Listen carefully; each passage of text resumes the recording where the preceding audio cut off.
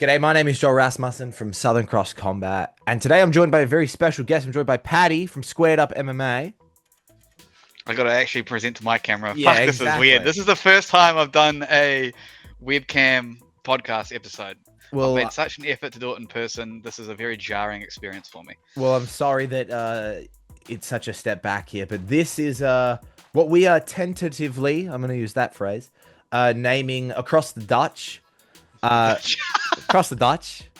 That's what you people sound That's like to not me. what Kiwi accents sound like. That's what you people sound like to me. Who you could say you people? You people. Sorry to interrupt. No, it's fine, bro. Don't be ridiculous. It's your podcast, bro. Our comrade. Exactly, exactly. But we are going to break down this episode specifically. We're going to break down Eternal 95, and we're going to break down Stealth Fight League 3. I was talking two, not three. My bad. See, and this is why. See, it perfectly goes into it. I realized two things. One, I mentioned this before in a video I made the other day, an interview I did, where the people who are in the thick of it, people like myself, people like Paddy, we're in the thick of it. We love this sport, but we understand that it can be not closed off, but like things that maybe he and I think are like, oh, of course, we know that about this person, and we know that about this person. The average person doesn't know. And so essentially what this series is going to be is us breaking down and explaining kind of who are these people on these upcoming cards, who do they train with, what are they like, what is their history. So if you maybe you're jumping in for your first Eternal or your first Stealth Fight League, and you're like, I don't know who anyone is. You can watch this, you can understand who they are, who these people kind of are, what they kind of stand for, who they're training with and such. And then the second part being, I also realized I don't know a lot about New Zealand MMA, so I called up my friend who is like a walking encyclopedia, is how I would describe him, of New Zealand MMA. Mr. Paddy from Squared Up MMA. Paddy Baynes, is it? Yes, Paddy Baynes. Nailed it. And unlike me, when I give someone's last name a go, I fuck it up first try. But I think getting it wrong is content. So it is. It absolutely is. I rolled the dice, and we're both wearing our nice Squared Up MMA hats. Thank you for ripping the brand. I appreciate it. No worries. Where's your Southern Cross Combat t-shirt? You never gave me one. Do you even have one?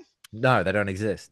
Yeah, I was going to say, I swear I would have noticed. Hey, well, this is we're shooting from the hip here. It's a little bit loose as our first one, but also you've just gotten back from a little bit of traveling around the homeland of Aotearoa.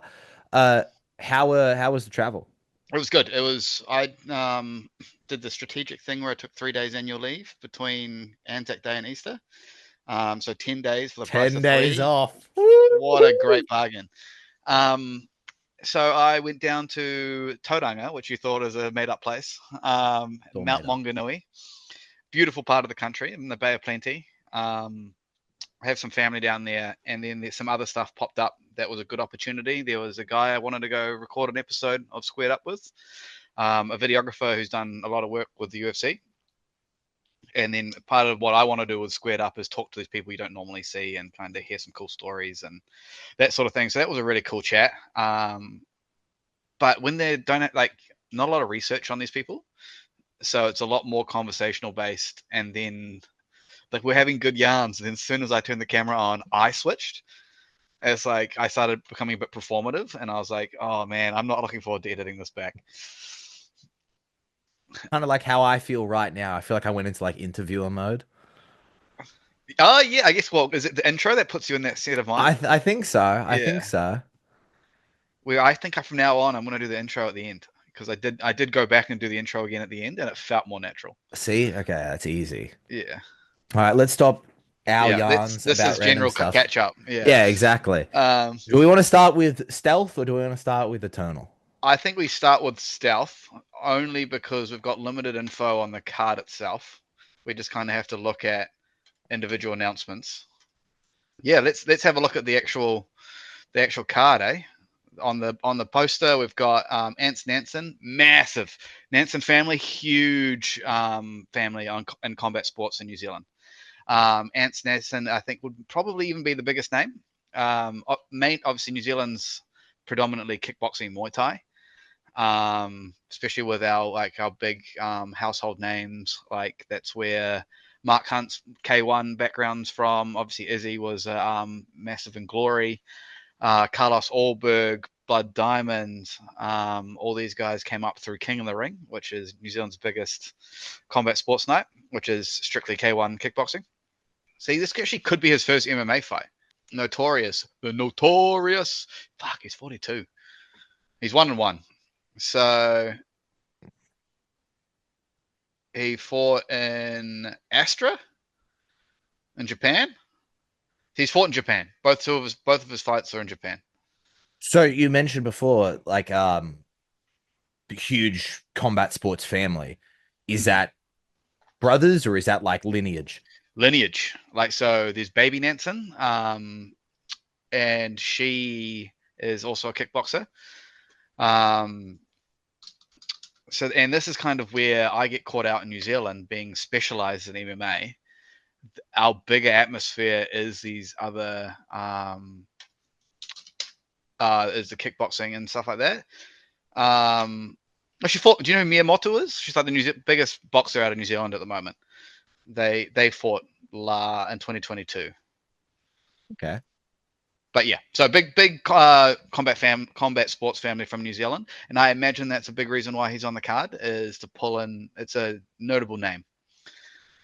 Then we have James Vake family, another massive family, 3 brothers. Unfortunately, we know it's within the community. We know about Fo Vake and how he got assaulted by a king punch. It was coward punch, sorry, is what it's called now. King hit is the former name. But James and John Vake are still very active in the MMA scene, and he also fought on the last SFL. He won that fight, and that was like a really, really big deal. He was the co-main event. And yeah, that was a really, really cool fight. So it'll be cool. He'll be a crowd favorite to watch that one.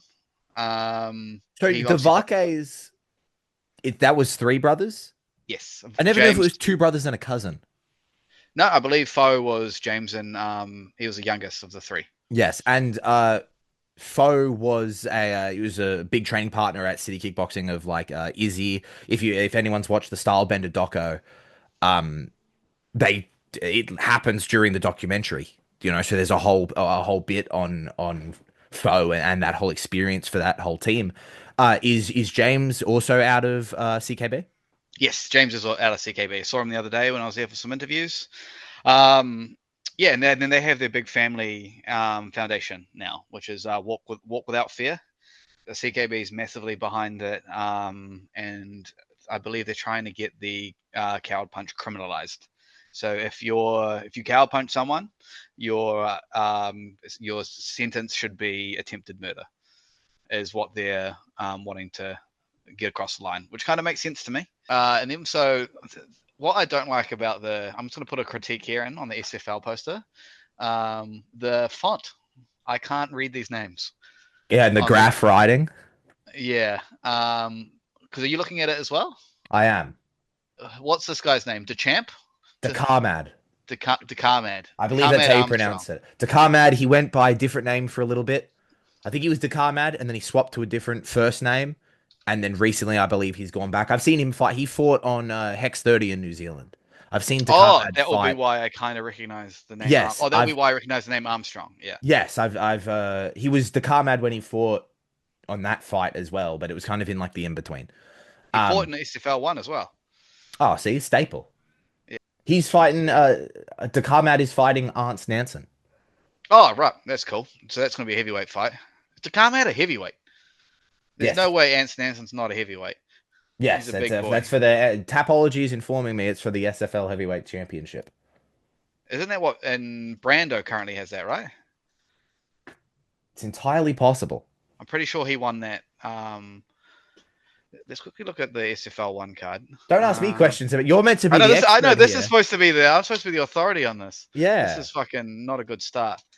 No, it was just a pro heavyweight fight. And then Fergus Jenkins, man, he is on a tear. Like, he's fighting out of Christchurch Fight Centre under Coach Hostile. What's Coach Hostile's actual name? I should know. Carl Weber. That's his name. Carl Weber, who is Dan Hooker's jiu-jitsu coach. Dan Hooker trains under Carl Weber. And that's who Dan has his purple belt through brown belt. I think Dan's brown now. But I digress. He is undefeated in his pro career. He's on a tear, finishes all the way through. His last fight, I believe, I last saw him on Shuriken Fight Series 20, where they called out.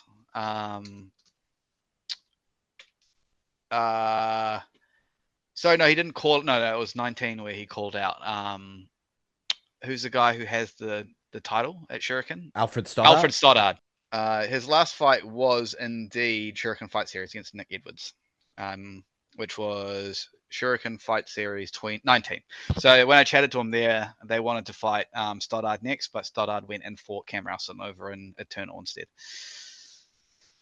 Both of Fergus's wins are coming by coming by submission, both in the first round. I watched that Nick Edwards fight. He put off the head and arm choke. Very impressive. He had really good control in that fight, really well maneuvering, getting to the ground from my recollection.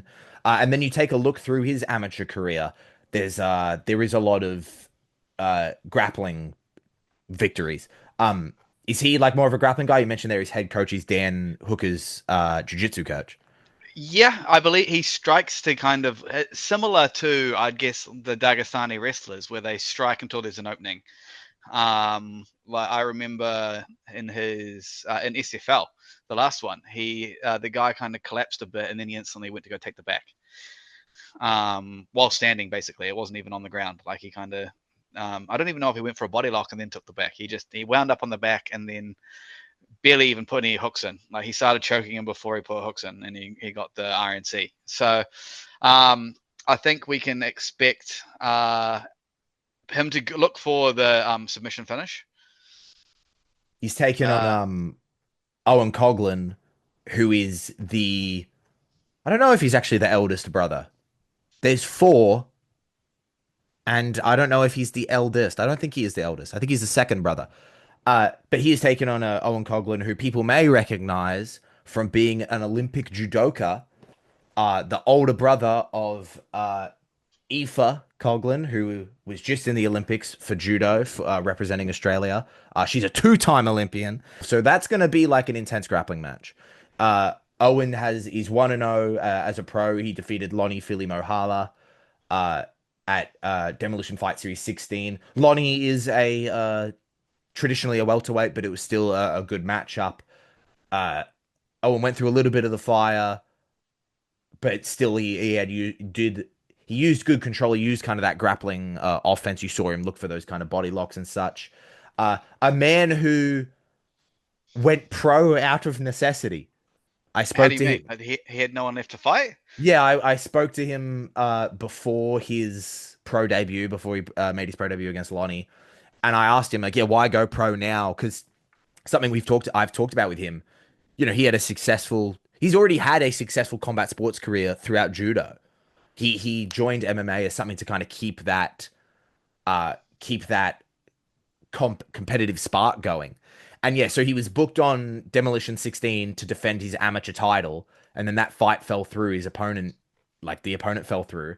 And they were like, you want to go pro? And he was like, okay, I guess I will. So I was just looking up Ebadi, who's fighting next. Arshia Ebadi. This is actually his pro debut. So that's an amateur bout. So they've actually got amateur fights on the title on this on the poster. So that's kind of caught me off guard, especially because that amateur fighter, he is above some more pros. So he's sitting in the middle row. So that kind of threw me off a little bit. So he's about to fight Jack Connor.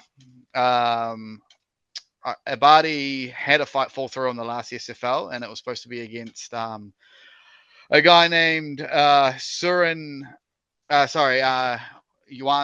Marie Surin, who just won King of the Ring. Actually, he won the last King of the Ring, and that fight fell through for whatever reason.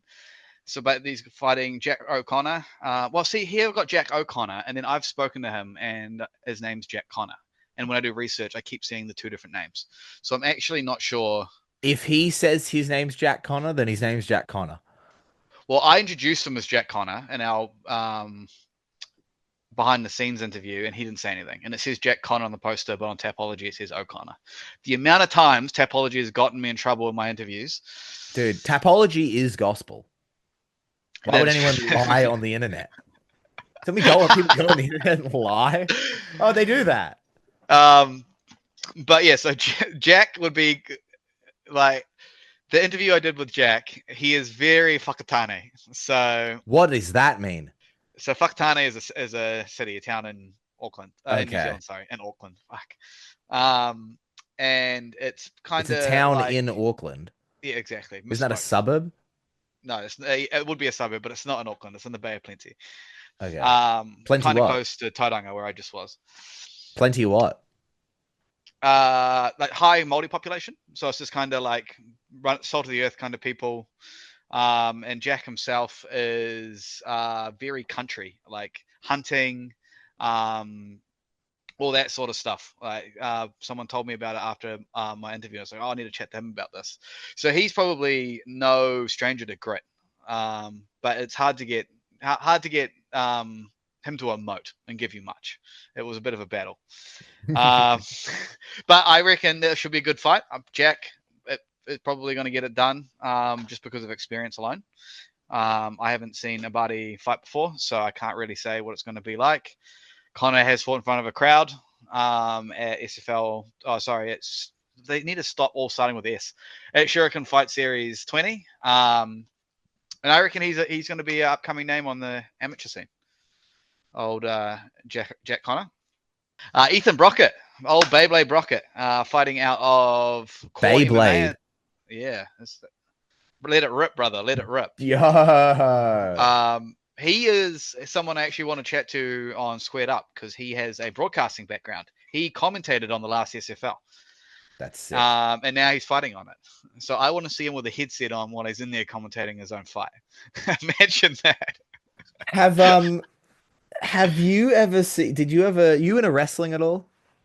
As in pro wrestling, or yes. like? Yeah, no. It's pro wrestling. Other than that message I sent you last night. Yeah, about Rhea Ripley. About do you know who Booker T is? Yes, I do know. I mainly know who Booker T is from that. I was watching that Israel post-fight Adesanya clip. Israel Adesanya, yeah. Okay, well, he's not just someone who Israel Adesanya likes. He was a wrestler. And he was in a company, and one time he was on commentary. He was playing a character of himself already called Black Snow, the commentator. And he brought his headset into the ring and started beating people up. And he'd be like, damn, Booker T's really beating this guy's ass right now. And then he'd start kicking people as Black Snow, being Booker T, beating someone up while on commentary. So I'd like to see Ethan do that. It also turns out that this is Ethan's pro debut. I thought he was already pro. Because last time when he fought on Shuriken Fight Series, I was over in Canada on my way back from Shuriken Fights, on my way back from UFC 300. So I actually missed that card.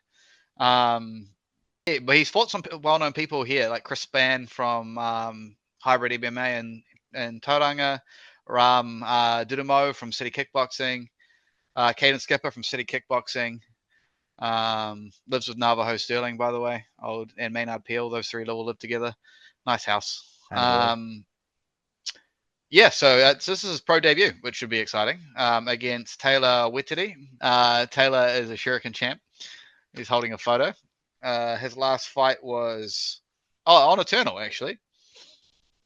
So you probably know more about him than I do. Holy shit! Waititi's got a fucking massive amateur record. He goes back to 2013. He's been fucking fighting for 10 years. 10 years, and over 10 years. It's been unless if Tapology can be trusted, it's a. Of course it can. Last pro fight was 2022, so he is coming off like an extended layoff. Yes, so that will be the. I mean, no, I was gonna say that would be the deciding factor, but also, like Ethan's last fight, that wasn't. Oh no, it was the end of last year. So no, that's definitely a lot more recent. Yeah, so that's going to be interesting. I've never seen core MMA is a lot quite foreign to me. Like Matt Vale, because he fights in the Aussie scene mainly. I haven't seen a lot of his stuff. And so this is going to be good to see what core MMA has to offer on the New Zealand scene, which I'm looking forward to that fight. And then we've got Viet Anh Do. Which he's fighting at Auckland MMA, which you actually told me. I'm not going to claim to know that. Auckland MMA is a good gym. It's up over in Papakura. They I don't really know. I'm trying to think if they have any pro MMA fighters. All the ones I've spoken to are all been amateur. All their pro fighters are kickboxers and Muay Thai fighters. Well, they have him, and he's pro. Well, is this his pro debut though? No, he's 2-0. 2-0. Well, there you go. I'm finally. Why have I not spoken to this fella? Mind you, because I prefer to talk to the amateurs. So that's going to be interesting. But isn't there some news on that fight? Yes. From my understanding, I don't know if that fight's currently taking place. I don't know if it's slated to happen. I've heard some rumblings that maybe Cooper Royal may be out of that matchup. So whether they try to find him a new opponent or maybe it'll get scrapped, I'm unsure. But this matchup's in maybe a little bit of jeopardy. Well, so when we're talking about Ebadi versus in his last fight that fell out. So Ebadi's the one who actually pulled out of the fight. Suran still fought. So they found a replacement. SFL seems to do quite well at finding people willing to step in short notice. Yes. So I wouldn't be surprised if the fight still happens. But it's a shame that if it is true and Cooper's not fighting anymore. I met Cooper at Shuriken Fight Series 19. Cool guy. He was wearing Warriors colors and was fighting in Warriors shorts. And it was his first time in New Zealand. Barely even knew who the Warriors were. Bro knows how to get the fans on his side. Yeah, he was. I'm pretty sure I got him to say up to Waz. So it's a bit disappointing to hear that might not be happening. And now new friend of the show, who I'll even say his name in his foreign dialect is Hugo Vach. So he's like, it's like fuck, but fuck. Get the old phlegm in there. Yeah. He fights out of City Kickboxing. So he's a pro MMA fighter. He's been in New Zealand about 10 months. I've got an interview coming out with him next week. Fight week. The interview will be dropped. Still working on it. Yeah, he's kind of just been traveling all over the world. He's fought at Team Alpha Male over in Florida. He's trained at Bang Tao. He's obviously City Kickboxing is where he is now. And he's been having massive trouble finding fights on this side of the world. I think what he said to me was he keeps showing people when they try to find him fights, people see the topology and then they're like, nah, I'm not keen anymore. Like, this guy's lethal. Which is something that, like, Fergus Jenkins had that problem. Brando had that problem. A bunch of City Kickboxing people can't fight. Nalvo Sterling famously had that problem before he went on that tear and then got his Contender Series thing. His Contender Series invitation, I guess is what it's called. So he only got his fight last week, within the last 2 weeks, got announced. So he was on the poster leading up to that, and the fight wasn't even locked in. So very interesting, very, very interesting. But cool to see him, and I'm excited for him to get to fight in front of a Kiwi crowd and finally get known by a Kiwi audience. Then some other fights that are not on the poster. The poster. We've got Raam Didumo is having his second fight against Jumanov. He fights Didumo is from City Kickboxing. He's famous, not famous training fighter, but for Maynard Peel, well-known fighter there. So it'll be cool. He went pro on SFL. Sorry, man, this has been happening the entire day. He went pro on Shuriken Fight Series 20 and won his pro debut. He wanted a fast knockout. He didn't get it. But to me, I still reckon pro debut finish. I'd be happy if I was him, but I can't even finish the submission at jiu-jitsu. So Yeah, and he's fighting Jumanov. And have you got the stuff up in front of you about Jumanov? I do not. I do recognize the name. He did fight on Shuriken Fight Series 20.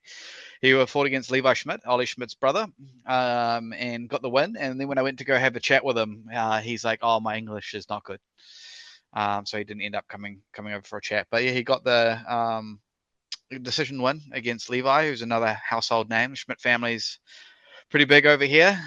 They started their own gym called Unity MMA. So it's good to have another gym on the scene over here. And yeah, so that's going to be another good fight. Antz Vitale was originally on the poster, which is why I got confused if maybe we talked to him. So Antz Vitale he fights out of off the top of my head, it's the South Auckland Oliver MMA South Auckland.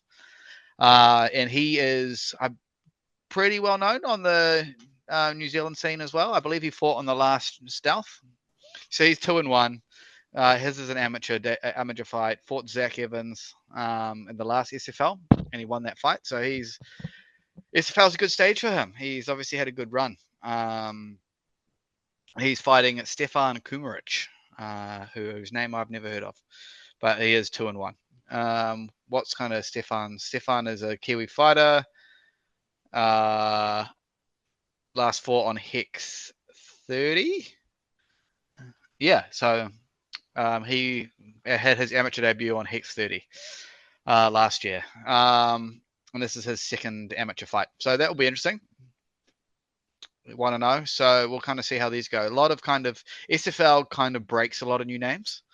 So when we're covering Stealth Fight League, it's a lot of people who are making the switch from kickboxing or Muay Thai to MMA, or it's a lot, and it's their kind of first fight in MMA.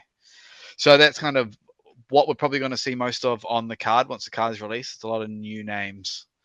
Yeah, no, that probably sums up what's on the Stealth card. You mentioned at the top, we talked about that. We talked about it's a lot of people making that switch, and you talked about the like the heritage that New Zealand has in combat sports, but specifically it's striking, it's kickboxing, it's boxing. That's what it is historically. I think I've told this story here and there in interviews, but like when I went over for February last year to cover Hex, I was shocked at how the general public, let's say, got around it.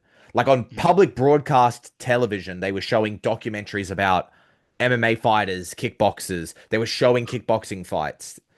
The ABC isn't putting on MMA shows over here. They're not putting on boxing shows. That stuff isn't really on free-to-air television in Oz. But I've talked to some fighters about it in general, about the switch that's being made. A lot of Muay Thai purists are like, well, no one really does Muay Thai anymore. They all study Muay Thai so they can then go to MMA.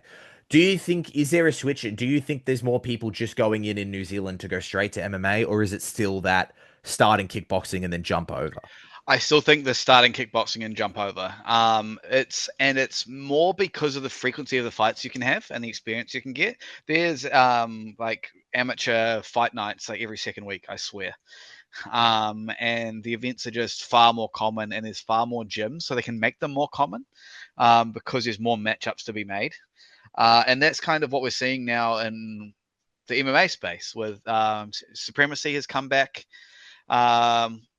Which is a hybrid event. They do have Muay Thai there as well, I believe, or Mod Thai.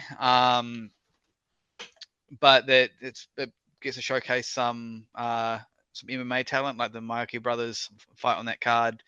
Brando's fought in that card before. With SFL starting is really, really exciting, just because it's giving these opportunities where it's kind of it's the whole chicken and the egg debate, right? Like, in this case, the egg is the MMA fighters and the chickens are the events. And if there's more, that'd be right in the analogy I'm trying to make, I'd say. But yeah, so it's like, do you need more fighters to have more events, or do you need there to be an availability of more events for more fighters to think they've got an opportunity and start? And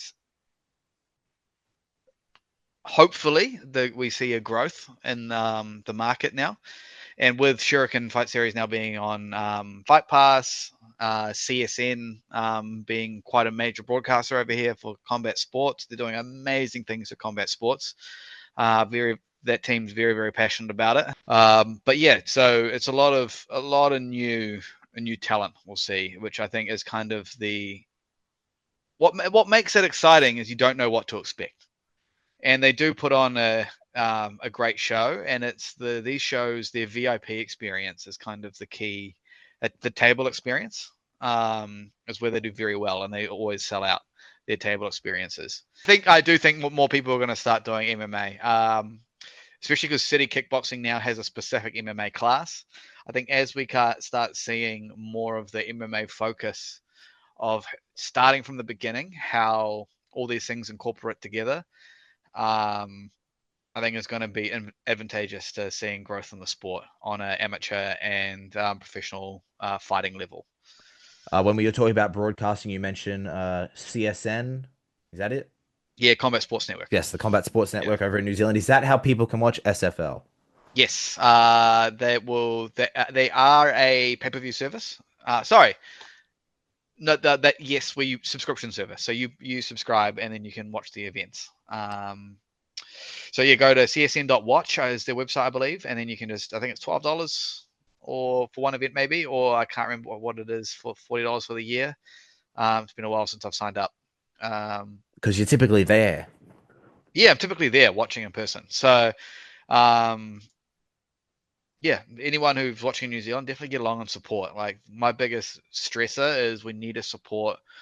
You got to support the events because that's where the money comes from for them to be able to put on more events and pay pro fighters and stuff like that. So, and then the fighters can make a living out of doing what they love, and then that's how they get more experience, and then they get to go to the bigger fight markets like the UFC, One, Bellator, PFL.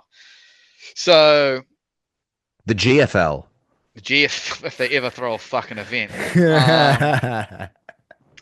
Something I saw you and I have spoken about this before, and you brought it up with this fantastic interview you did with a man named Nathaniel Law, which we'll be talking about in a little bit. Friend of the shows, Nat Law. Yes, the great Nat Law.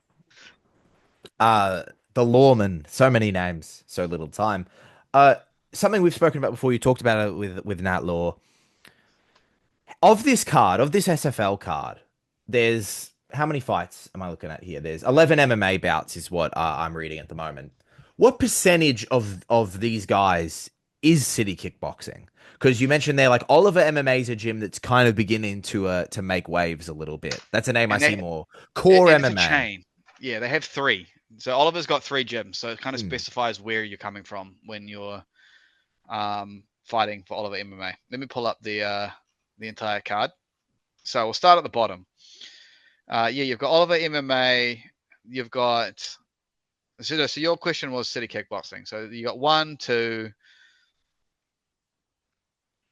3, 4. 4 of the fights are from City Kickboxing.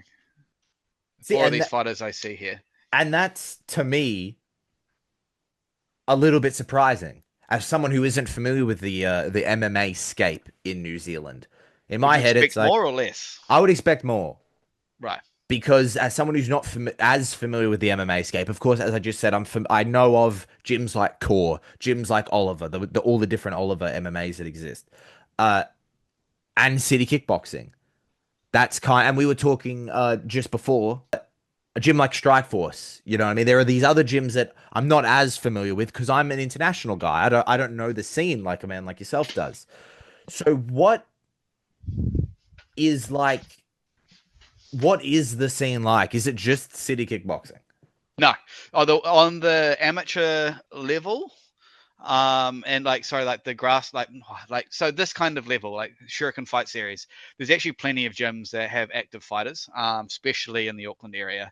Shuriken would be the main one who is. So if I had to rattle off like the main ones where there's fighters where I recognize, you got Extreme MMA and Pukekohe, Shuriken Fight Center on the North Shore, City Kickboxing, and then Oliver MMA. And then there's other ones that you don't like, names that you probably would be familiar with. The King's Academy is one. You've got a lot of fighters seem to be coming out of Whakatane MMA now. There you got some people out of this Lion's Den up in Whangarei. There's hybrid MMA in Tauranga. There's Fight Centre in Christchurch is now producing a few MMA fighters. Core MMA in Hamilton is also a well-known one who's had some success on the international stage. And there's some that are like skipping my mind that I recognize when I see them from places like New Plymouth. And is there anyone from Invercargill? No, I can't think of any gyms from Southland. But so there's definitely, and then there's like some smaller ones. Like there's like a guy coming up named Antz Nansen, and he had a crazy MMA amateur debut. He's real young too, but he fights at a place called Mellow BJJ. So there's definitely enough like gyms locally to produce talent. It's just MMA when it's on a gym in New Zealand, I think more describes what's available at the gym to train more than they are training that sport. And that's saying best example is kind of like Nate spoke about this in our interview, where New Zealand will be like a gym will teach kickboxing and jiu-jitsu and Muay Thai, but it's not teaching you the incorporation of them. You kind of have to make that click yourself. Whereas in MMA, it's kind of like, oh, they teach you're in the clinch. All right, start throwing elbows. Because it's underutilized and what stances work. And whereas, you kind of just go like City Kickboxing has a jiu-jitsu class at like midday, or it has a kickboxing class.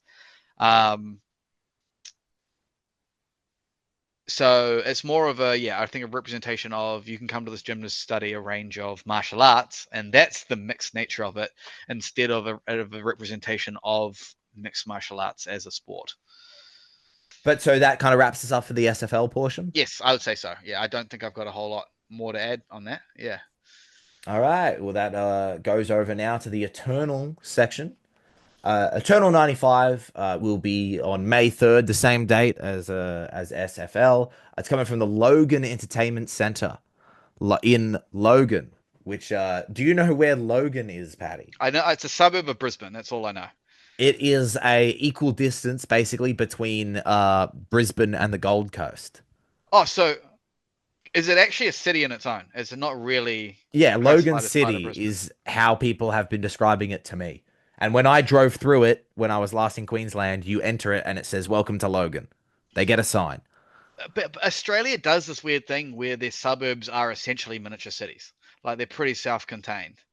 Yeah, I would argue that it's self-contained. Like, I wouldn't call it a suburb of Brisbane. I would say Logan is its own place. Like Fremantle, for example. People talk about Fremantle like it's its own place, but it's in Perth. It's south of Perth.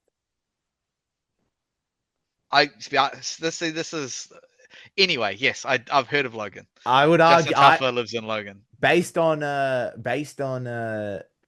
my experience there, driving through it twice, I would say that it's its own city. Yeah, okay.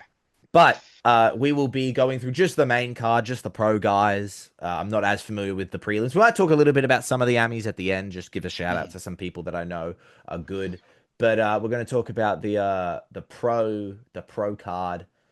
Starting off with some great news of Samasoni versus Deatta, that from my understanding is off.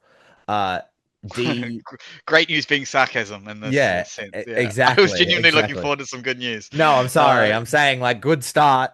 From my understanding, as of the recording of this fight is off. D posted that he is out. He was in hospital.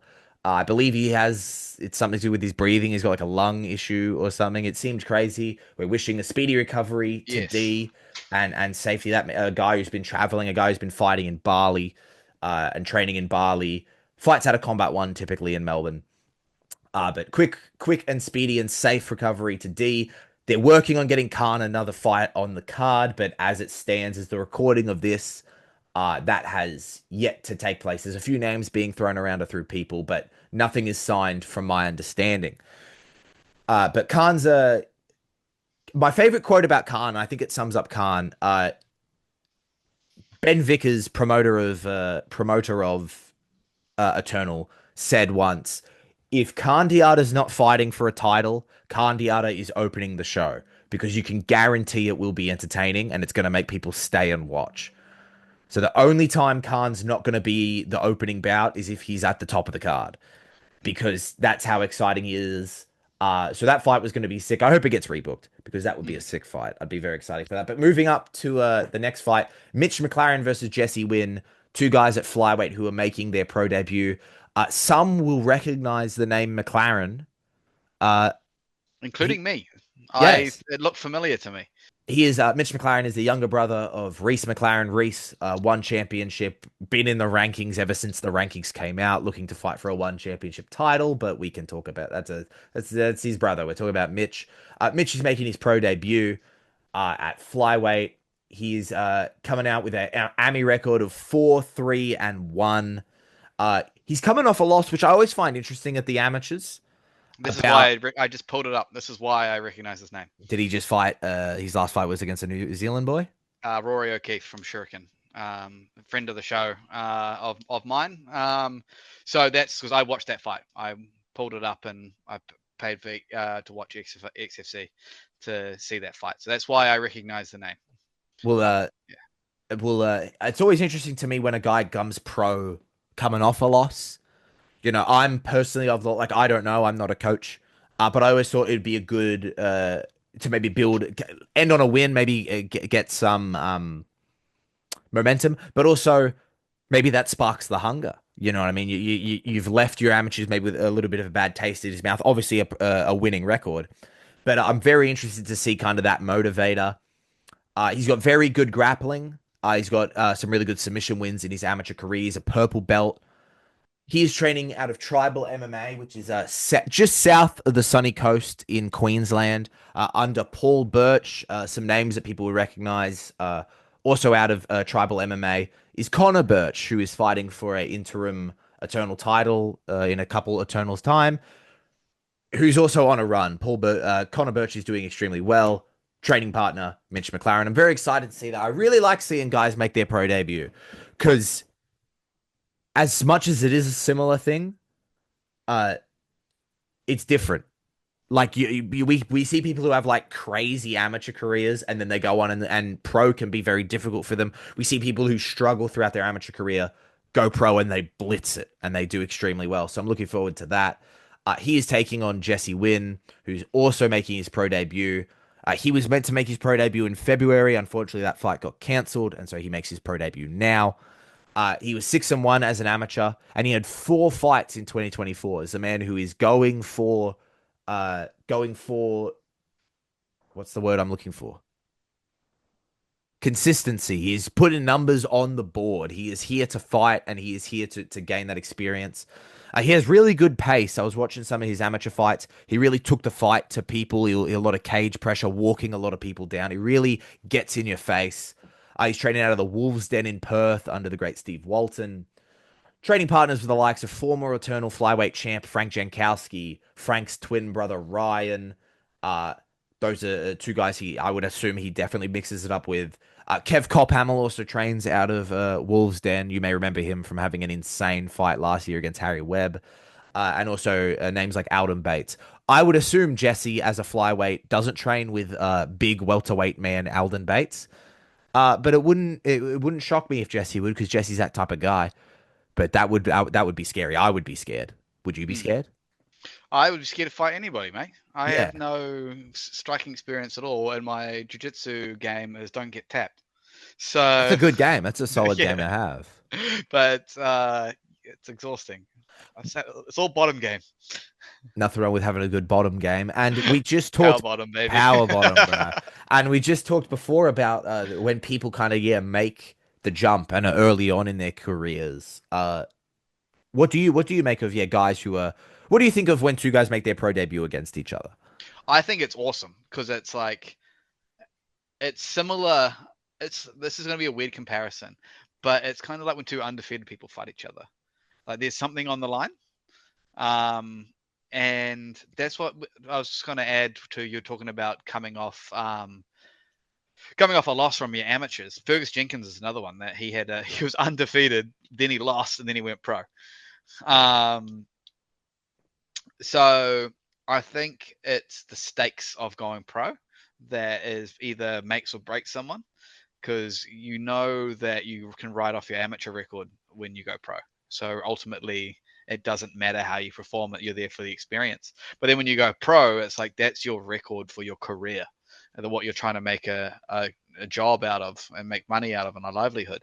So I like pro debuts because the hunger's there for both of them. They both want to have like their dream debut. I imagine it. No one wants a decision for their debut, right? So it'll be like whether they want to have a submission win because that's how they prefer to fight, or they wanted to knock someone out. And so when this happens, I definitely tune in for the amateur pros, and then what we do when we talk to the fighters backstage or talk to them after, and you get to ask, "Well, how was your pro debut?" Like, you get a really good emotional response, and that's kind of in the human response, which is what I enjoy doing the most out of this. Is you see in that moment why they love doing what they do. It's a fight I am very much looking forward to, and it kind of it gives an insight here, maybe where the future of the flyweight division kind of sits. Flyweight's in a very weird position right now, which we'll talk about in a few episodes' time because there's flyweight title fights coming up. But I have questions, so remind me then. We'll feel no, free. I was going to say, were you talking about eternal wise or entire landscape of Australian MMA? Across the two best flyweight dudes fought each other for Australian. For the Aussie guys, the two best flyweights fought each other on Contender, and neither of them got signed. And, wow! And so it's in a very weird position where the champion at flyweight currently didn't beat the last champ, and the last champ is back and now fighting for an interim title. It's in a very weird position, and so there's an opportunity for maybe some new blood to come up through. But of course, that's in some time. These guys are making their pro debuts. Yes, but yeah, these are the men of the hour. Yes. moving up the card, we've got some heavyweight action. So we go from the flyweights to the heavyweights. We go from that's the other thing. I just said we're moving on to heavyweights, but last thing on flyweights, both those guys very fast. Jesse very fast. That fight's going to be very quick. But as in just like fast paced. But moving on to the heavyweights, which is we go from the flyweights to the heavyweights. Ush Jackson taking on Adnan Larry at heavyweight. Heavyweight's always a treat. Heavyweight's always like very scary. I did an interview with Adnan Larry, and we talked about this, about like when people think of fighters, they think of heavyweights. Heavyweights is like the default, but also heavyweight is very like rare. You don't get a heavyweight fight super often. There's not that many of them. So it's funny you should mention that because I would say in the New Zealand market, it's not uncommon because you get a lot of these big Islander boys and big Māori boys who just genetically are bigger. So taller, bigger built. So you see a lot of these heavyweight fights a lot more often. You actually also see the heavier weight classes for women for the same reason. It's just genetically a bit bigger built. So like UFC highest one is bantamweight, I believe. Yes. At 135 pounds, which I don't know what that is in kgs. So you see higher heavier fights. I would love to see more weight classes for the women in the scene over here. Like talking about that. That's why we're having this whole conversation and doing this whole podcast, is because as much as we can think the scenes are similar, I couldn't tell you how many heavyweight fights I've seen in person, but it's like got to be less than 5, maybe a bit more, but like less than 10. Over here, heavyweight seems super rare in my opinion. I see them very, very rarely, which is a shame because then it just means those people locally have less opportunity to fight because they don't have the opponents. Oh, absolutely, it does. But Ush Jackson taking on Adnan Larry. Oosh, he is 0-1. He went pro last year in November in a crazy fight against Ken Viliamu. That fight was insane. When you think of heavyweight, or at least when I think of heavyweight, because I've got so little experience with it, it can be crazy. It can be, one punch can end it, and it can be very like a slodge. It can be very like slow paced. You're just waiting for the big shot to land. Dude, both of them were throwing crazy stuff, spinning back fists. Someone threw like a spinning kick at some point, I think. The crowd was going nuts. Both guys put on a great performance. Ken came away with the win, but Oosh fought like a guy who wasn't making his pro debut. And I was very impressed by Oosh. It's sort of his hometown. He's from Brisbane. He's more of a guy who is kind of more from like the suburbs of Brisbane, not quite Logan. Like Logan. Logan yeah. is a suburb of Brisbane. No, it's not. But it's at least if I say so. I failed geography, but I say that it's not. But he does have family in Logan, so it'll kind of be his hometown. He has trained. I don't know if he still actively trains, but he has done time at Boon Chu Gym, which is a Muay Thai striking gym, which some will recognize from having the great John Wayne Parr there. So he has fought with John Wayne now Parr. stand-up comedian. Yes, which we did. We watched him do a stand-up set. His prepared jokes were good, and then after he started freestyling it, it got even better. It got even better. It got so good I had to leave the room. I was there. I thought it was great. But so that gives you an idea of kind of Oosh's striking prowess. He's trained out of a gym like Boon Chu. It's great Muay Thai. But also he does train out of CMBT for more of his MMA stuff, which, the CMBT is a really good team. They've got a really solid group of guys there. But he also trains with the Toughers. If you look at his Instagram, shout out. Where's my Tougher shirt? Where's your primary school t-shirt, bro? No, I've got the. There's the Tougher gang. Evandale. And Evandale represent. Next time you see Junior and Justin Tougher, just say to them hybrid G and then see what happens. Yes. I mentioned I failed geography. I heard that the Toughers were very good at geography. Justin Tougher definitely was. Exactly. Motherfucker. He is effortless at it. He was in general very intelligent guy.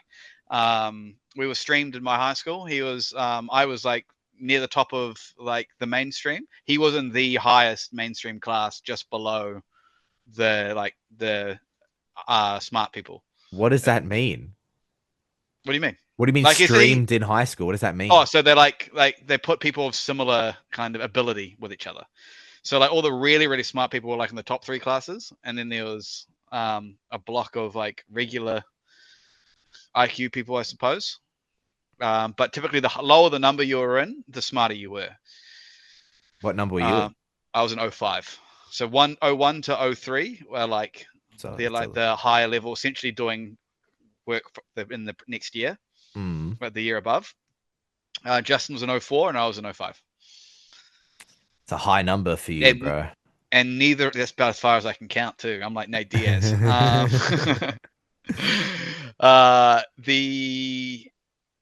Justin and I, neither of us had any, shouldn't have been in the class we were in. We were both overachieving, and if I got asked to move up into regular geography, I know the teacher asked him as well, because he was outperforming me and I was studying and he wasn't. He did it effortlessly. Adnan Larry is the opponent. He's black and sexy and young too. That's what I've heard. I've heard that about Adnan. If you look at his Instagram, he will inform you that he is young, black, and sexy. And I'm not going to argue with him. I agree. He's coming into this matchup as well. He's repping New Zealand, so I expect you to know everything about him. That's how I know he's sexy. Exactly. He's coming into this matchup with a professional record of 2-3, all finishes, a win or a loss. It's all a finish. There's an 100% finish rate in Live this by heavyweight. the sword, die by the sword. Exactly. There's a 100% finish rate in this matchup. Oosh Jackson's one loss is via finish. Adnan Larry, all fights finishes. So we're expecting some finishes here. And he's in good company there, because I say the same about the interim heavyweight champ Tom Aspinall. He has finished everyone in the first round, including himself. Yes, exactly. So, 100% finish rate. Adnan fought previously in one championship, if you maybe saw him there. Um, as well as, fighting locally in Oz. He's repping New Zealand. He came to Melbourne 14 years ago. He's been training out of Absolute MMA. But this is something I wanted to bring up with the heavyweights, that they can fight out of gyms and you can train out of gyms specifically, but so much, at least in Oz, of MMA, of heavyweight MMA, at least from my perspective, the conversations I've had, seems to be like, yeah, I train in this room, but I have to call people who are my size to like come down. As mentioned before, Oosh Jackson fights out of CMBT, but he's a training partner of the Toughers who fight out, if I'm not mistaken, out of, I think it's called NGR or NTG. Something like that. And to go off that, they were just in New Zealand to have training partners that study kickboxing. So, yeah, it's a heavyweight thing is you kind of got to move around to find the bodies. Exactly, or you need to call people in. So, like, I did an interview with Adnan that should be coming out soon. It'll be out by the time this video is out. And I asked him about that. I'm like, who do you mix it up with? He's like, I call my friends in and they come and help me. But that'll be sick. It's always cool to see the heavyweights go out. It's always a little bit scary. It's always a little bit like, oh my god. Every fight, every punch, you're like, oh, what's gonna happen? But that should be very good. I'm looking forward to that. Moving on to more bad news. Ethan Mitchell versus Oscar Marlow appears to be off. I believe they're trying to find a new opponent for Ethan Mitchell. I'm not sure what's happened. But I don't know that in stone, but it seems to be that fight is also off. So we'll move up the card. Both of those guys are really good. Just want to say Ethan Mitchell and Oscar Marlow, both very good guys. Oscar 1-0, Ethan 0-2. Ethan shouldn't be 0-2, meaning he is that record does not speak to how good he is. And Oscar Marlow, I look forward to seeing him fight as well. If he's injured, whatever it is, if it's an injury, speedy recovery to Oscar, whatever it is, good health, and we hope to see that rematched. Declan Wolfinden versus Loni Filimoehala at welterweight. Declan has a pro record of 1-2, and they're all decisions. He's coming off a loss to Connor Dowley, which was a split decision. Connor Downey, I hope I actually said that correctly. With a few people thinking it should have gone the other way on the night after the decision got read out. A few people backstage who have no dog in the fight were like, I don't know about that decision. So anytime there's a split decision, it's always going to be a little bit controversial. But I'm interested to see. I didn't get a chance to talk to Declan after the fight, but I'm interested to see if much like coming off a loss at your amateur that we talked about before, losing a split decision that's close, I wonder if that gives you like a fire under your ass to be like, okay, well, next time I can't let it maybe get that. Maybe I can't leave it into the hands of the judges type thing. So, yeah, so a tangent, friend of the show at my end, Gene, why am I forgetting his name right now? The Warthog. Can't be that good of a friend. Yeah, fuck, I'm terrible. Fights out of Extreme MMA in Pukekohe, but I give him a hard time because he has a habit of losing split decisions. If it said split decision, I'm like, oh, she's out of luck. So he did lose his last fight, Shuriken. Jedemich. Gene Jeremic is how everyone else says it, but the correct pronunciation is Jedemich. Yeah, so he kind of has that whole loss by very close fights by split decision, and I think you're right. With him particularly, it lights a fire under him where he's like, he does look for the finish too. In fairness, his last opponent was they were fighting in bantamweight, and he was 6 feet tall. So, God, oh my God. And Gene is not a tall individual, very stocky, and not gifted in the height department. So he was battling the reach the entire time, but he was finding his way in and he was getting to the ground. So it was just what the judges what the judges decided to consider score higher in that fight, and it just unfortunately didn't go Gene's way. I would have given the fight to Gene because I thought he was pressing forward. Anyway, topic for another time. Yes, has lit a fire under him. So it'll be interesting to see if the same thing happens with Declan. And it's a similar thing as well. On the night, you can't really tell what people are scoring well, because Declan was having great grappling in that. He was, hunting submission attempts. But still, he's training out of Team Compton in Brisbane under the great Elliot Compton. Training partners include dudes like Tom Nolan. Tom Nolan's obviously a lightweight. Declan, a welterweight. Choo-choo. That's everyone put in your Instagram bio. Tom Nolan championship train starts now, I think is what the thing is. Tag him. He'll appreciate cool. that. Yeah. But trading with the guys, I'd have to assume he mixes up with Tom Nolan. David Martinez, who's a phenomenal wrestler, eternal welterweight champ. He's been doing a little bit of time at Compton's as well as David's home gym of Ignite. But he's been going down there, so they get to mix it up sometimes. David's a fantastic wrestler. He's taking on Loni Filimoehala, which I'd have to assume maybe this camp David hasn't been training with Declan because Loni is a training partner of David as well, from my understanding. Loni repping Gamebred, which is a kind of like a sister gym to Ignite, both training under Ryan Dunstan.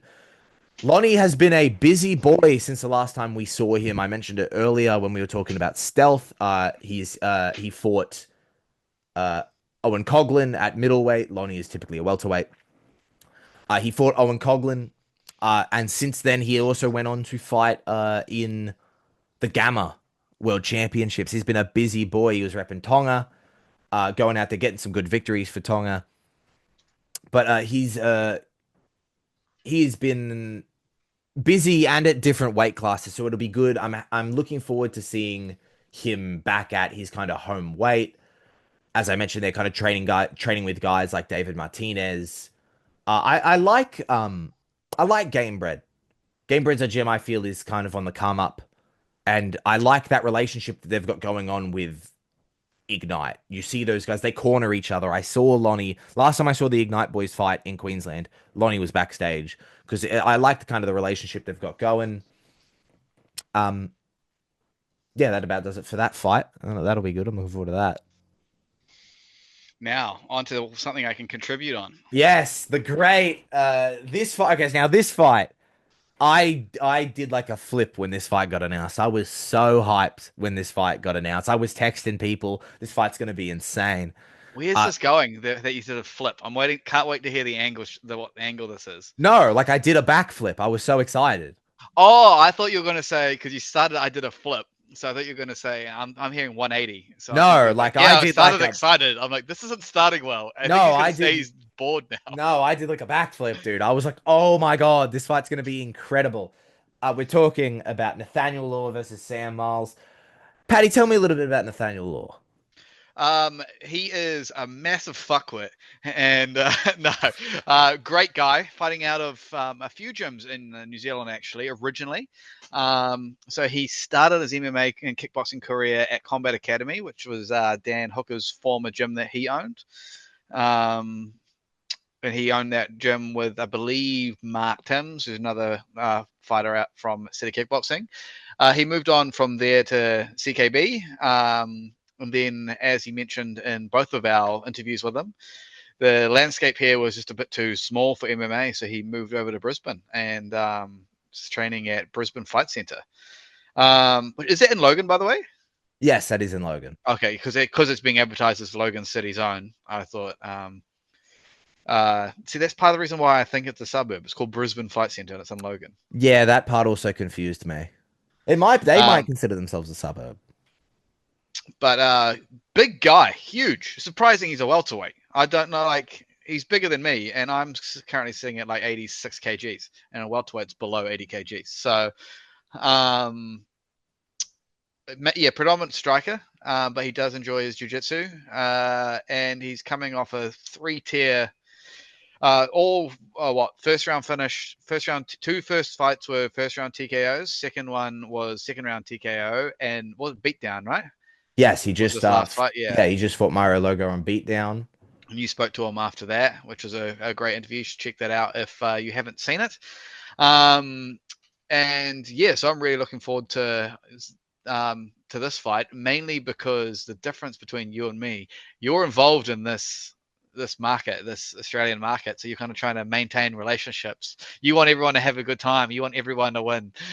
But I'm sorry, Sam. I want to see Nate fucking. I know I say beat your ass, kind of. No, I just want to see Nate win. I want you to suffer as minimal damage as possible. I want you to have a great career as well. But I'm backing Nate on this one. Sorry, Sam. Yeah, man, I would. Nate's my boy. He likes to make fun of me for drinking big cock. Like, go watch Paddy's interview with Nate if you want the context of drinking big cock. If you don't want the context, then don't. That's totally fine too. Yeah, just laugh at how they randomly brought that up. There Yes. is context. It's not as dirty as it sounds. Um, Or dirtier, depending on your yeah. perspective. Do you have anything to add on our friend, our close personal friend Nat Law, and then Well, obviously everything from Sam is going to be from you. well, I wanted to ask about Nat. It's something that gets touched on in your interview with him. It's something that gets that we brought up when we were talking about SFL, that kickboxing, that jumping to kickboxing. I wasn't aware. Like, I knew the concept of like Nat Law has had kickboxing fights, but like, what was his kickboxing career kind of like? You guys talk about he had a fight on King in the Ring, but he wasn't in the tournament. It was like a road to UFC situation where there's like a featured bout. Was he like was he really a kickboxer before making the jump? He kind of like I'd say at an amateur level, where like he talked about before that King in the Ring, he was fighting in some town hall in New Plymouth or Palmerston North or wherever. Like that's kind of the scene here where if you just train for a fight and there's like local fights and the local community comes and watches. It's usually most of these fight nights it's friends and family that come and watch. But like grassroots at Shuriken, which is half MMA, half kickboxing, those places like they fill out the entire gym, and it's all just friends and family coming to support. So I believe he said he had 14 kickboxing fights. And that probably is a range of. I actually don't even know if he went pro in kickboxing. That amateur, that King of the Ring fight, very much could have been an amateur fight. Because like Navajo Sterling has also like done those one-off fights in like King of the Ring. Like they do a few of them on the night because they need to have like breaks between the rounds and stuff, and that's how they separate the rounds of fights. So yeah, that kind of he comes from that striking background, as do most Kiwis. Cam Ralston's kind of a anomaly in that sense, where he loves his jiu-jitsu. And he's Australian. And that's probably a fair point. There's the difference. He comes from Australia. He's from New South Wales. You can't claim him. He's ours. No, you guys, Aussie's stolen so much Kiwi shit. As is our right. Cam Ralston's got a squared up hat now too. Here's my very first interview. So is our right to steal from you. Why is that your right? Because we're over here and we can steal. I'm going to say Jack Jenkins is from New Zealand. We're nothing but criminals over here. You're going to say Jack Jenkins is from New Zealand because he is a distant relative of Fergus Jenkins, is what you're going to say. Is that true? Or just because they have the same last name? It could just because they have the same last name. No, because of his association of his horse moniker. Oh, so true. But yeah, Nate Law, a guy to digress. Yeah, to digress. This is nothing. This whole interview is just nothing but digressing, bro.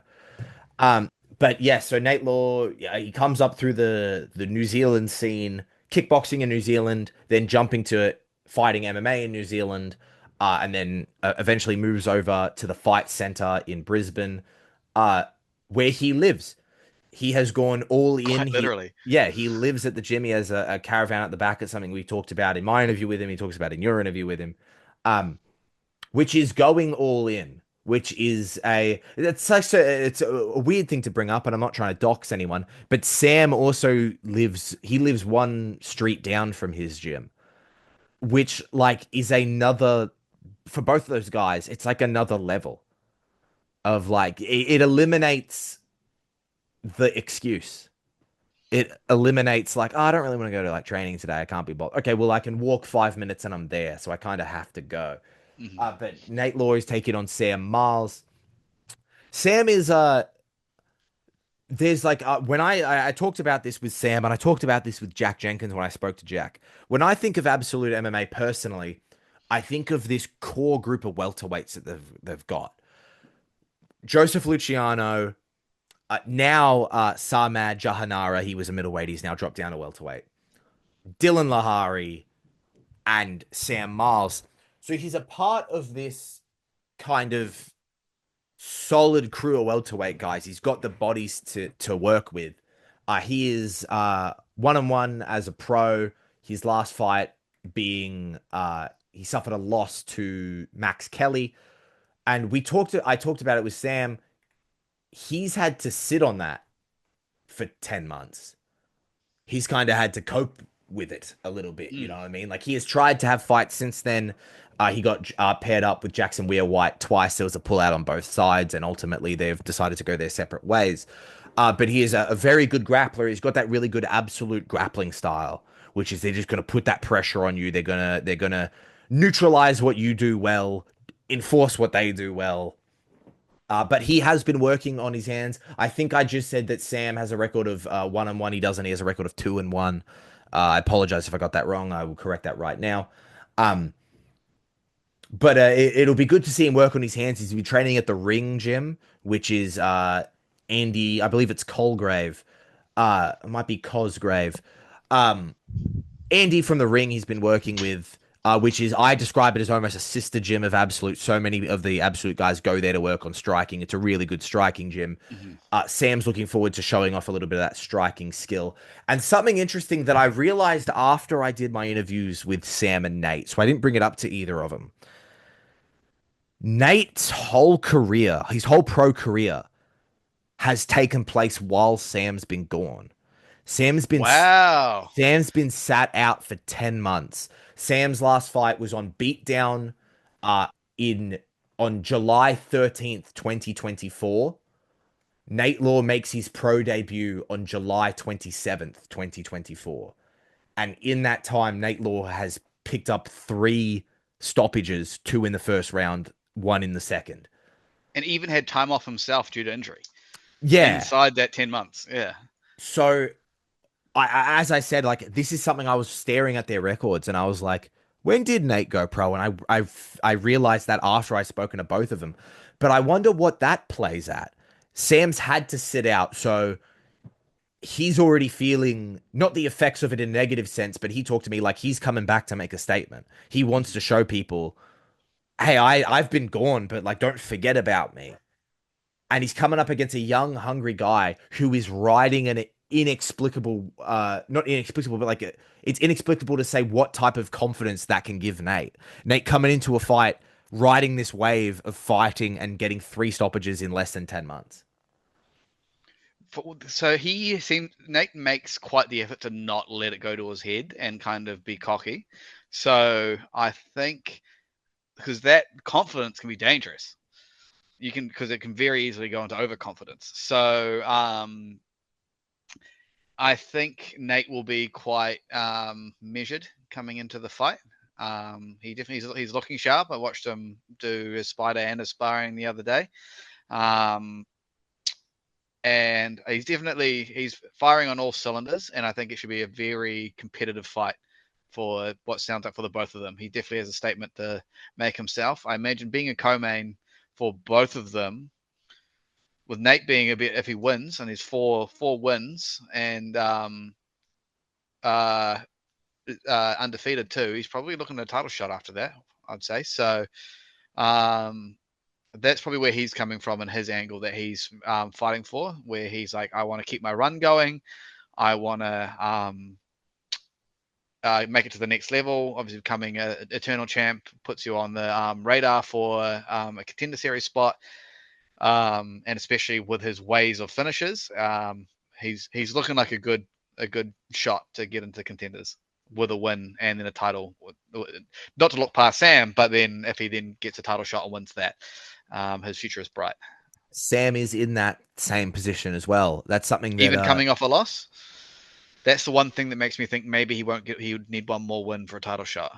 I could see that. I could definitely see that one more win for a title shot. It depends on maybe kind of the statement that gets made, but I more meant in it's something that they both brought up to me in our interviews before.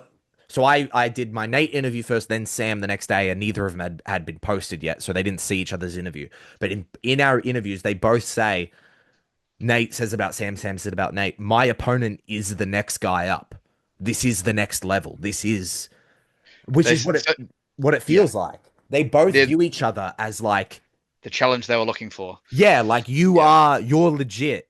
These are 2 legit contenders going at it. This fight, like, that's why I was so excited when this fight got announced. These are 2, in my opinion, these are 2 of the best welterweights who have some of the most potential in the scene right now, going at it in a division that Sam talked about this. I could pull the quote up exactly. It is on it is on the Southern Cross Combat Instagram.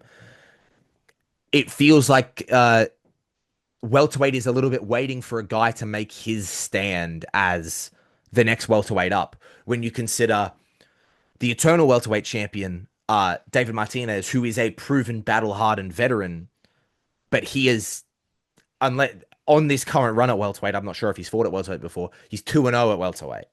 You know, he was a lightweight prior to this. So there's that kind of, he's a little bit unproven as a welterweight.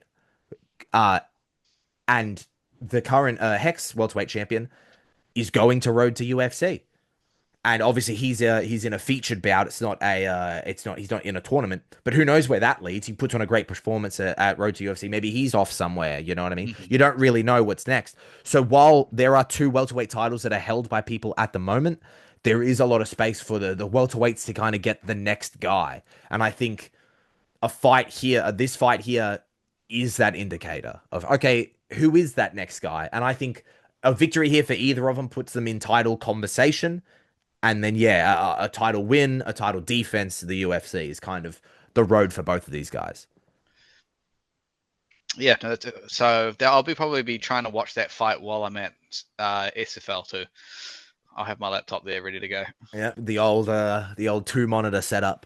Yeah, that's what I do. It's stealth as well. Oh, sorry, it's Shuriken. I have because I'm backstage, I have it playing on Fight Pass and CSN, so I can watch the fights. Yes. And it's actually horrible because you hear it all and it's not lined up. Sometimes there's a 30-second delay.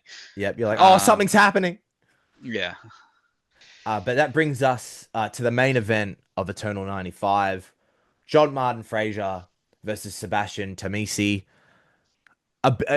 In what is being booked as, or marketed as, a return for John Martin Fraser. It's a return for both guys, in a way. Seb has been out for a hot second. He's been off doing judo things. We talked about Owen earlier on SFL. Seb is a very, very, very accomplished judoka, multi-time national champion, international champion as well, going to the Worlds. Very, very, very accomplished grappler, taking on John Martin Fraser. John Martin Fraser, former 2-time eternal middleweight champ. We last saw John. He fought against Darcy Vendy. Unfortunately, came away for a loss. Unfortunately for him. And in that time away, John has he's had a baby. Which congratulations to John. Which I'm always interested in that. As someone who doesn't have a kid, I wonder, does dad's strength just come instantly? That's what I'm interested in.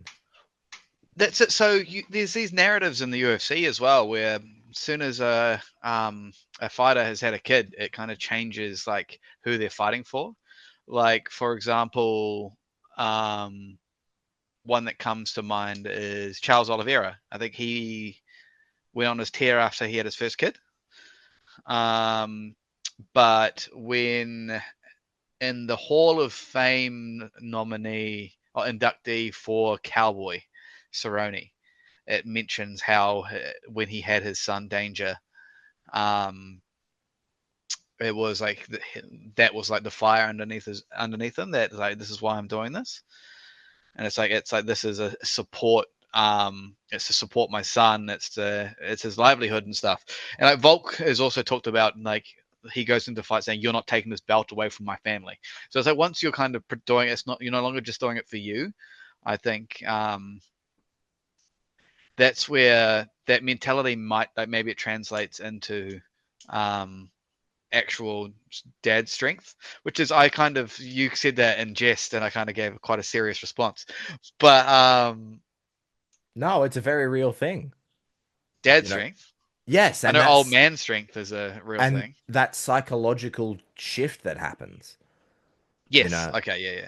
Yeah. It becomes a thing of, you're doing this for something bigger than yourself. Obviously, same with any fighter. Like, I haven't spoken to Sebastian, but he's fighting for his family. He's fighting to provide, of course. But it's something bigger than when it's just it's you and your partner. You know what I mean? When there is that kid there, it seems like it can really bring that out. Not that I would know, as I said, I don't have a kid, but I don't think it's an easy fight for like either guy. Not that any fight on this card is, but what I mean is like we're familiar with. I think there's this idea that because we're familiar with John Martin Fraser, maybe not that many people are familiar with Seb. There's this idea of like, well, I'll pick the guy that I know, or I'll assume more of the guy that I know. Not that I've heard many people say, and I agree with it, that John Fraser is maybe the scariest man in Australian MMA. He is a scary dude, bro. His fights are always entertaining. They're always hectic. They're always war. There's always violence there. But as I said, he's coming up against a guy like Sebastian, who is a big, solid dude who isn't. He is not unfamiliar with high level competition, national judo, international judo. You know, these are two incredibly high level guys, and I'm very interested to see when the dust settles on this fight where the people stand. You know what I mean? A win over John Martin Fraser is incredibly valuable. You know what I mean? John Martin Fraser is a very, very good guy, and beating him is no easy task, and it's not a task to be taken lightly. So it's interesting to see where Seb would go with a victory here, and same with John. You know, John has been fighting in title fights. I don't know if the Alfred Stoddart run was a title fight. I don't think it was. No, but what? 4 of John's last 5 have been title fights. He's a 2-time Eternal champion. And just to clarify, this one is a main event non-title fight? Yes, it's a main event non-title fight. And does Eternal do many of those? They will every once in a while. It'll be maybe once every like 3 events. Yeah. Okay. Like it's not most of the time, but it does happen. And because of that, I think this, even though it's a main event, I think this is only 3 rounds. Interesting. Okay. I believe. Because if I'm not mistaken, yeah, there's been fights where it was a main event that was 3 rounds, and then it got added, a title got added to it, and it got upped to 5. If I'm not mistaken, I might be though. It's possible. It is possible. But the return of John Martin Fraser is it's always good to see John fight. John is training out of Team Compton, Elliot Compton, training with the guys like Declan Wolfinden we talked about before. What was that? C's for Compton. Oh yeah, are you repping the C's? I'm straight out of Compton. I'm not sure where Seb's training out for his MMA training. I'm not sure if it's the same gym that he's repping for the judo. So I don't know too much about Seb because he is making this return.